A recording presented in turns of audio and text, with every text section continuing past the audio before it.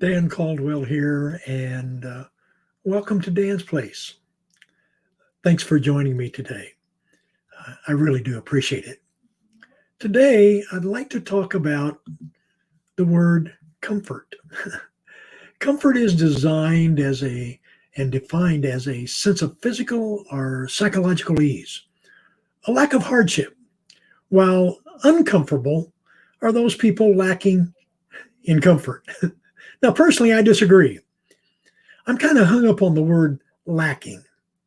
I think people who are comfortable are really the ones that are lacking, don't you? So, what does that really mean? Well, let's talk about it for a few minutes if we can. If you'll just give me the time. When you get alone and long in life and move forward, you stay within the lines. Always playing and working in the safe side, on the street side, by not taking risk and staying under the proverbial radar, so to speak.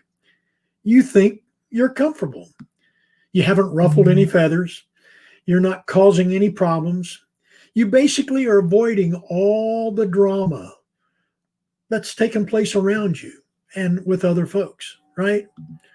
Well, avoidance doesn't mean it doesn't exist. But that's not the life I personally want to live.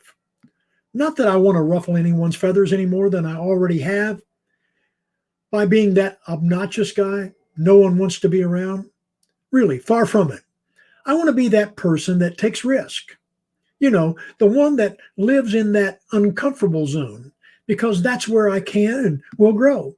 Now, that's to say, by taking life by the horn, so to speak, and experiencing some new things, having a new adventure, dreaming big dreams, and better yet, living the life I desire and I really want. Comfort is that place where boredom sets in. One may define comfort as eating TV dinners in front of the television night after night while nothing worthwhile to say to your spouse. Or the kids are glued to their fantasy row playing video games because our lives are boring. Ever heard one of your children or another child declare, "I'm bored"? Comfort is where I believe these people live, afraid of going for it. It. Afraid of pursuing the big promotion because they live in fear. The fear that they're not good enough. Good enough says it all, doesn't it?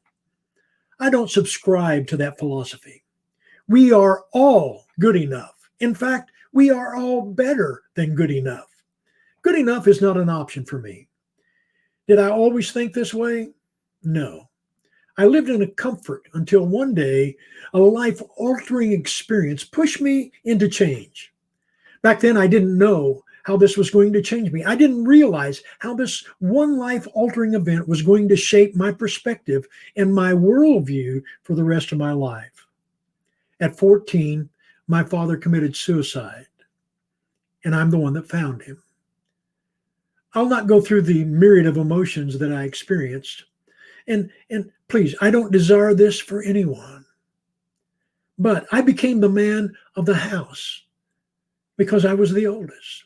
This pushed me to grow up fast, take responsibility for everything in my life, working 3 jobs through high school to keep a roof over our heads and food on the table, supporting a younger brother and my mother that had a nervous breakdown. This took me way out of anything that closely resembled what we're talking about today, and that's comfort. I discovered and developed a physical and psychological ease because I didn't know what comfort was with an assured future.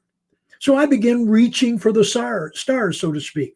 And I told myself that I was going to do whatever it took to get where I wanted to go. This life event pushed me into changing my thinking, even though at times I didn't believe it myself and didn't even trust in myself to accomplish it.